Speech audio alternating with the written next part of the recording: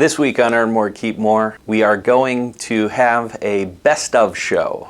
We have gone through our first 22 episodes of the Earn More, Keep More show, and we have some really good content that I think you're going to enjoy. So if you haven't had time to go through and look at some of the older episodes, this might be a good intro to get you interested or at least exposed to some of the key ideas that we've talked about through the 6 months of us shooting this show. So I hope you enjoy it, and I hope that you take the time to go back and check out the full show for whatever particular clip might be of interest to you.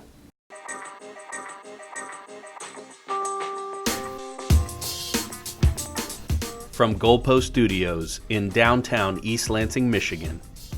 Hello and welcome to the Earn More, Keep More show, where it's our job to give you tips, tricks, and strategies to earn more and keep more. I'm Dave McAndrews, and I believe that we should focus our marketing on messages that are all about our clients so that we can connect with them in a way that they can understand.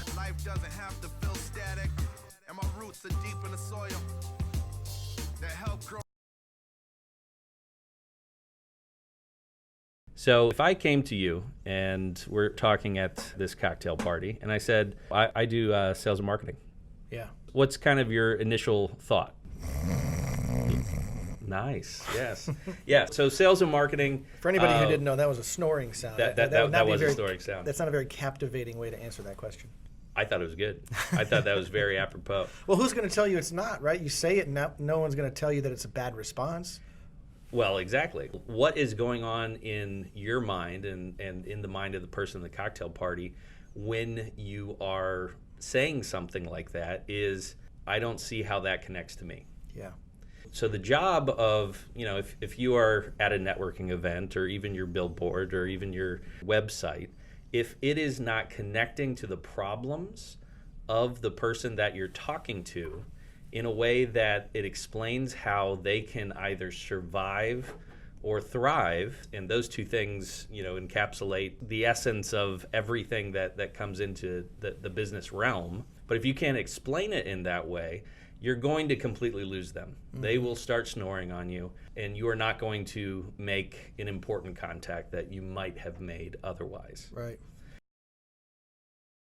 The good, the bad, and the ugly. Good, the bad, and the ugly. And understanding the ugly debt versus the good debt is going to be a difference in your life of tens, if not hundreds of thousands of dollars of wealth that you'll be able to accumulate. Let me give you an example. When it comes to credit cards, extremely high interest rates, revolving debt, really bad for your credit score if you want to get a loan for something like a car or a house. So a credit card would be considered bad debt, right? That's the ugly, actually. That's like the worst of the worst. Bad debt, boat loan. I want to use somebody else's money to go buy a boat, a depreciating asset. Usually it's a shorter loan term, so the payments are real high. So you want to use other people's money to buy a boat as well as other people's boats. I find that to be the better option. Well, if we're going to let's do that. If you're going to do a boat, I would just use other people's boats. I would Fantastic. Search that, go on Craigslist and look for other people's boats. That's the best investment. But I just want a buddy's boat. That's all I want. Absolutely. I want you to get a boat on Walloon, and then I'll go hang out on that. Gas is very expensive. I have a T-shirt in the summertime I wear with my friends. My boat runs on gas, not thanks. Very nice. Yeah, so you'll have to bring some gas money when you come up. But when it comes to car loans, the same thing. Car loans usually have a short repayment term, but at least I'm not giving my valuable dollar, my today's dollar, away to go buy a depreciating asset. At least I can use somebody else's. So I consider that kind of bad, but it's kind of good too. And we'll get into the idea of inflation here in a minute, but then an idea of good debt would be two things, really. Student loans and mortgages. And here's why. I can go very long on a mortgage, and I can go fairly long on a student loan. Relatively low interest rates, and to a certain extent, the government subsidizes that debt. Another way of saying the interest that you pay on that loan is deductible. So if I'm paying 5% on my mortgage, after I deduct it, really I'm only paying like 3.5%, maybe 4%, depending on the tax bracket that I'm in. Student loans, same thing. Now, to be an attorney, to be a physician, usually we have to go into debt to finish school. It could be 6 figures worth of loans. If you have 6 figures worth of loans and you went to school for basket weaving, I don't think you're going to have an easy time paying off that debt because the income isn't there. When student loans become a good thing is when you go into debt to get a degree So the bare minimum that any business owner should expect from their website is to be able to explain what they do, how it addresses the problem of their customer, and how to do business with them. That is the three things that must be on a billboard. Is the three things that must be on what I call a postcard website. Mm-hmm. So now you have a postcard that you can hand people. You know, it's that concept of, oh, go to my website. It's a postcard. It gives a simple explanation of what we do. The next level from the postcard is the platform. If you're thinking about utilizing your website as a salesperson, how much does a salesperson make per year? Well, it depends. Pick an industry. Yeah. I don't know. Pick somebody. 60 grand. Okay, so a low-end salesperson in a medium sophistication industry makes $60,000 a year. If you think of your website as a $60,000 a year employee, what kind of results are you getting from it? The only way that you can actually convert ROI from that website is to utilize it as a platform. And when we're talking about platforms, we have to have that clarity. We have to be able to explain to people what we do, how it communicates to the problems of our customers, and how to do business with us. Here's a little tidbit. Did you know that the income tax is the only tax that's required on the dollar that you make? What you make in income is taxable. What you do with your dollar after you pay your income tax will determine how many taxes you pay going forward. So you got to ask yourself, are you working with a CPA that does tax returns? Or are you working with a CPA that does tax planning? Tax planning is much different. They understand the ramifications of taking money out. You know, I joked and said you don't need a retirement plan to retire. You need money. And where your money sits is more important than the rate of return. And here's why. Let's say you have $1 million in your 401k. A lot of people think that's successful. And I would argue that is a good thing. I mean, we're talking about a good problem here. But you got to ask your advisor one question. How much is mine? I had a meeting today with a young lady who's doing very well, great company. And she said she had a meeting with her advisor on Thursday. I said, great, you need to ask her one question. How much of your retirement account is yours? What do you think what do you think he would say? All of it. Yeah, the whole thing. Then ask the next question. If I take it all out tomorrow, how much can I deposit in my bank account? Well, there's certain tax implications exactly. in that one. Time out. You just told me that account was mine. But if I take it out, I don't get all that? Really? There's a federal government, state government, perhaps local government. Medicare costs go up and Social Security becomes taxable. We are in East Lansing, and we voluntarily voted ourselves a tax increase by way of City of East Lansing. Did you really? We sure did. Gotta love it. Not that I necessarily voted for it, but the people. Exactly. It's the people.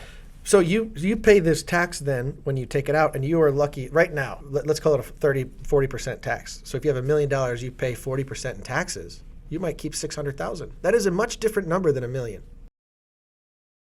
Figure out what are those things in your life that are creating that inertia, that immovable object that may be standing in your way, and what are some things you can do to take that one step. We talked about before this podcast started, the ability to run an Ironman or participate in an Ironman may start with something as dumb as buying some new sneakers. Or a new watch. I'm telling you, it's motivating. Get some new shoes, get some new laces. If that works for you, if that's that little piece of incentive that you need, just do it. Yeah. If it helps you to accomplish a greater goal, if it helps you to break inertia, if it gets you going in a significant direction, just do it. But make a decision. Make a decision and take a step. There's a reason Nike has made, I don't know, billions of dollars just from that simple three words. Just do it. Just do it. Just do it. You know, it sounds so simple. So that is straight from Nike's marketers to our mouths to your ears. Just do it, folks. Get out there and break the inertia. Take a step.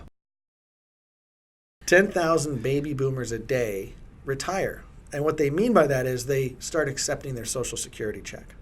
That's 10,000 more people a day than the previous day that are going to be collecting a check from the government. Now, here's what's so interesting about it. A lot of people do not have the conversation of, how do I maximize my Social Security benefit check? If this is something that I'm entitled to, I don't think a lot of people even consider the fact that there's ways for them not to get it. And here's the problem. Depending on where you keep your assets and how you draw your income in retirement, your Social Security could be taxable. Up to 85% of the Social Security that you're entitled to. Why does that even make sense? Like, so I pay for it my entire life. I pay it to the government. Yep. And then when I get to the end of the road, they decide how much I'm going to get taxed on the benefit that I've Well, if you created? save for yourself, Dave, then and you're showing income at certain levels, they're going to say, well, look, you don't need this benefit anymore. We're going to give. There's a couple of things here. One is the fact that if you can self-identify some of the areas that you are really trying to manage and control and crush and kill like Tommy Boy or Lenny, or if you can figure out what does my superpower really look like and what is my kryptonite, if I can find out those two things, and you can start thinking about those two things in a way that is really healthy and productive, it is going to remove the ceiling and allow for the folks who have done really well, but they hit the top of their abilities. Yep. And if you don't continue to adapt and change, if you're not growing, you're dying. And I really believe that that's true for business. It's true for people in general. If you're no longer looking to learn new and important information and adapt and change, it goes back to the idea of endurance and inertia. So inertia, that inability to move, that block that is in your way. If you're not able to remove that, or you're not able to work with a team in order to create that momentum, you're dead in the water. Mm-hmm. So my rule number one when it comes to financial success or financial wealth, how to have a successful company, is to protect yourself and those that you love. I don't care. I'm going to say it again. I'm passionate about this. I don't care how much wealth you have. I care about how much wealth you could lose if something bad happens to you. So having a solid plan in place first, the right LLC, the right corporation if you want to get incorporated, the right types of insurances in force. All of those things are much more important than trying to chase a rate of return. And people spend 90%, 95% of their time figuring out how to get that rate of return. Yeah, well, it's fun doing that stuff. Who wants to talk about insurance and, auto insurance? I mean, sorry for all the P&C agents out there listening, but it's boring stuff. It takes people time out of their day to look at liability limits, deductible amounts. It's not fun to talk about. It does sound terrible. It is. It's horrible. But to have the right plan in place is a permission slip to now be even more risky than you were going to be previously. Everything's a trade-off, right? It's the yin and the yang. I don't just go chase the rate of return. I don't go try and build a big brand or a big business and leave myself exposed in the event of a lawsuit. I have to protect myself at the same time. And by protecting myself well, it might cost a little bit of money, but come on, if you want to make $1 million, do you care it cost you $4,000, $5,000, $6,000 to get the right incorporation paperwork set up? No. You really don't.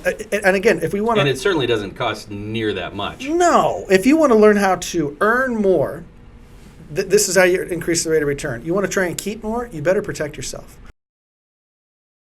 Find the areas where you can add value to your customers, because if you can continuously add value and deepen that relationship, you're no longer a commodity. Right. That's right. And in our day and time, you if you have any type of business, you want to be a little bit more than an Amazon ad. Sure. Because you're just caught in a sea of the same stuff. That's right. Being able to decommoditize yourself by providing that extra value, by deepening that relationship, by providing that continuity of care, and putting a human face and voice and touch on to whatever technology you're utilizing to do that, that is the massive separation. Everybody wants to be decisive and say they're decisive, but nobody's willing to make the decision. Yep. It's not that they don't want to make the decision. They're afraid of the responsibility and the ramifications of the decision. Correct. And if you're afraid, and this is why people are so leery to make choices. And we've talked about this on the podcast before on good decision, bad decision. The worst decision is generally no decision. Because that's still a decision. Right. It's a decision. And then we get into that entropy idea, the getting stuck, and the ability to make a decision and being willing to live with the ramifications. Correct. I mean, the decision that you made to leave your family company, that has a lot of ramifications that come with it.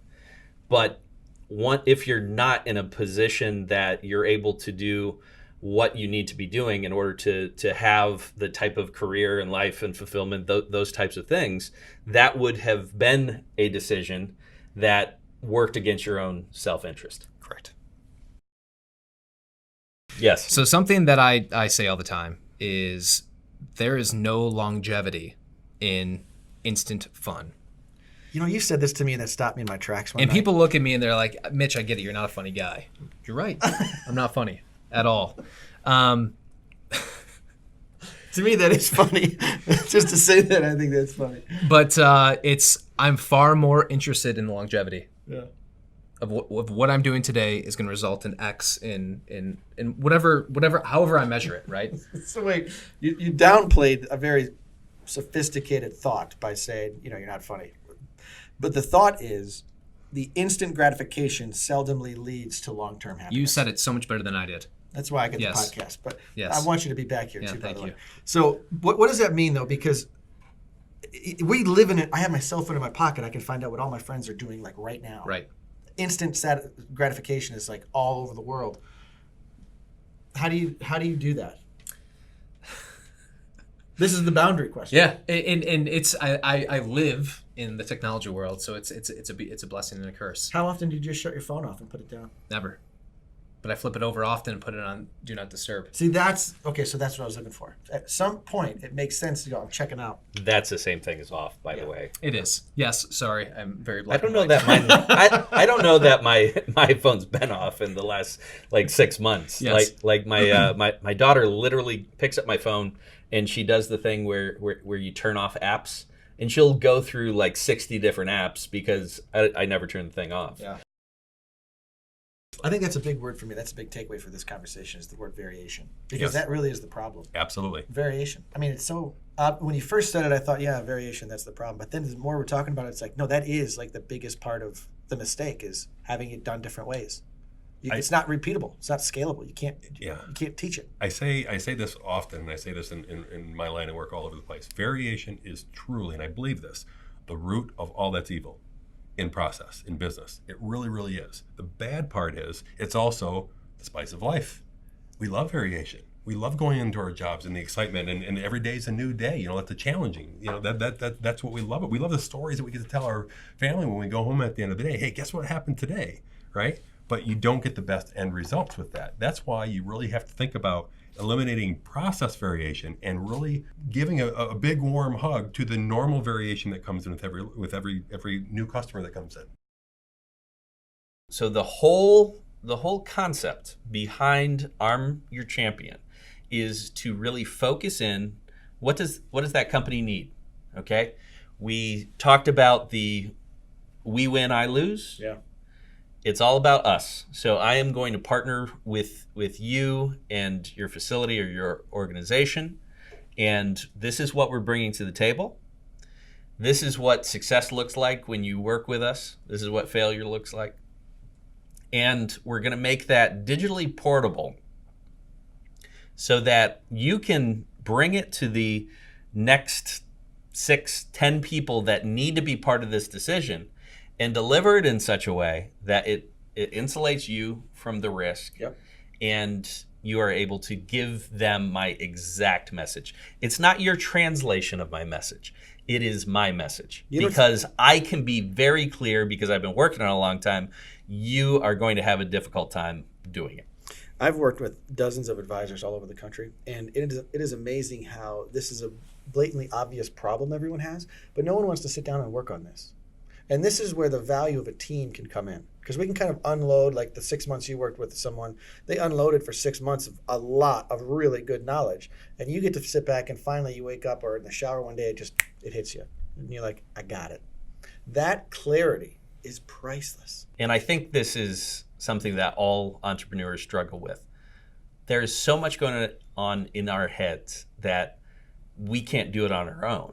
We really need somebody outside to take a look at it. Oh, totally. And it has to and be it makes from the sense outside. because if they're outside of the situation, the more than likely they have to translate what you're trying to tell them. Yeah. And through that process of translating, they can turn it into something simpler than you can naturally. Yeah. That's such a skill that is extraordinarily difficult to master. The power of teamwork in this is massive too. I've got my clarity by working with other people. And then I hired even more people to help me get that message out. I mean, the teamwork idea here behind all of these ideas is massive. You want to keep more, understand where taxes have been, understand where you want to go as an individual, and then understand where you think taxes will be when and if you get there. So if we are in this relatively low tax bracket environment, learn the tax code. Work with a CPA that does tax planning, not tax returns. Ask the CPA, where will I be in the future? Where will the government be in the future? And what can I do today to minimize my tax liability forever? Not just this year. How can I limit my tax liability for the rest of my life? That question is so priceless. It's priceless. And the interesting part, people listening, hopefully they're going, holy cow, I've never really asked my CPA, how do I reduce my tax liability forever? Usually they just do it in the year you file your tax return. Newsflash, that is so easy for a CPA. They don't even study anymore. They do your tax return, deduct, defer. Here you go.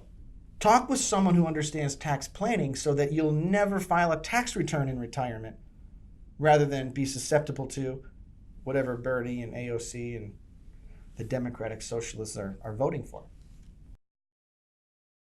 One of the most common places for a landmine to form for a small company going international is actually to start getting some success.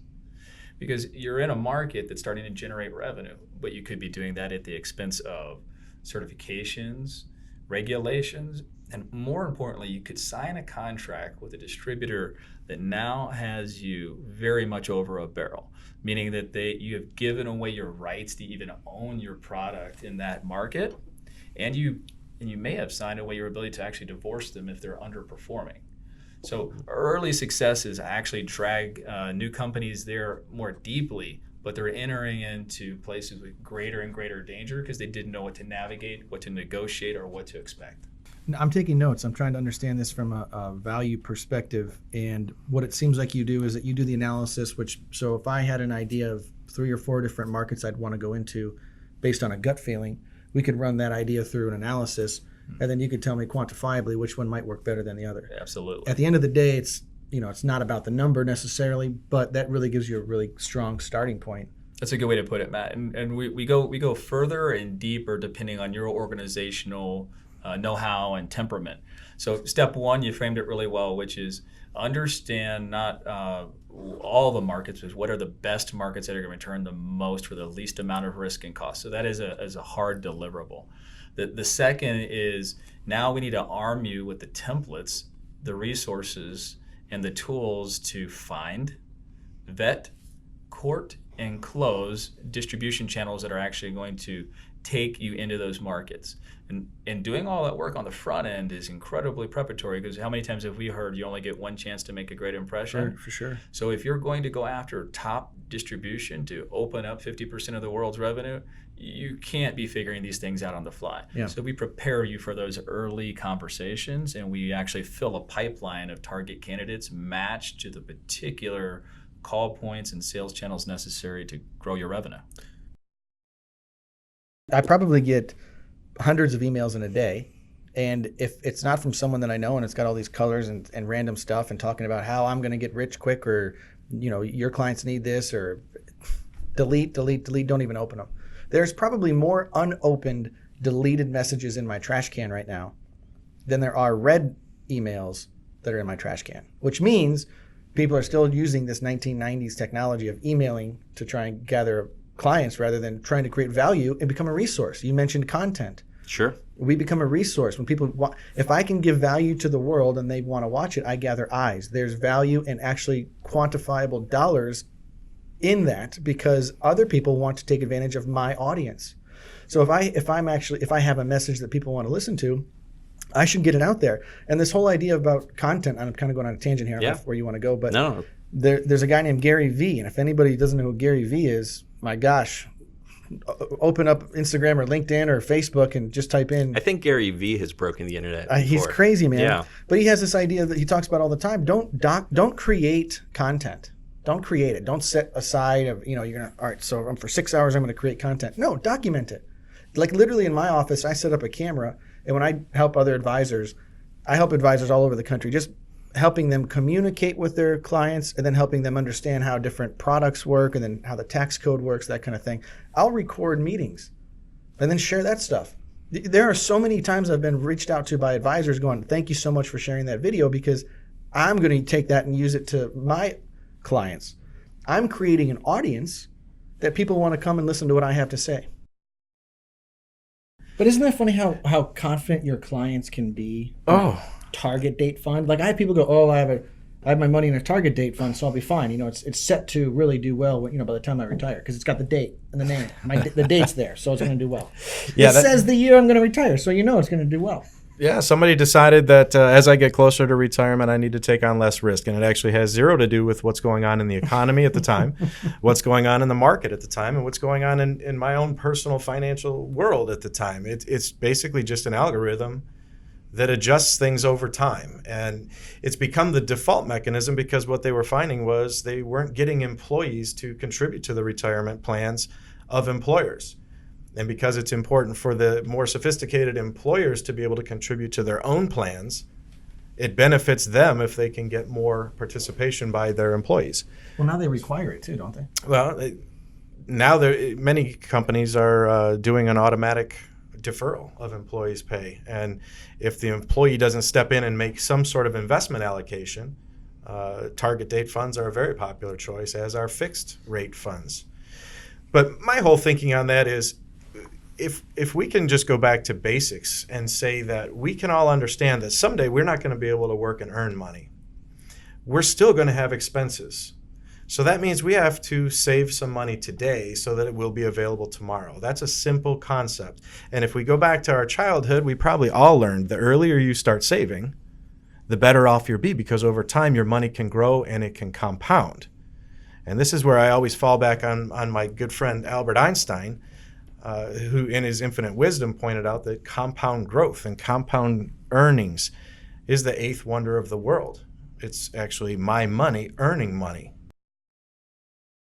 If you think a relationship is 50-50, you're wrong. And I don't care if it's a friendship or a spouse. It's not a 50-50 relationship. You need to give 100% to that relationship if you want it to succeed and expect nothing in return. I see people post things on Facebook and they act as these martyrs. Oh, I give my heart on my sleeve and I do everything for everyone else and I'm never happy. It's your fault. And that's good news for anyone listening. It's your fault that you're not happy because you're expecting other people to make you happy. When it comes to a spouse, I want to give 110% because I want to see her happy more than I want to see myself happy.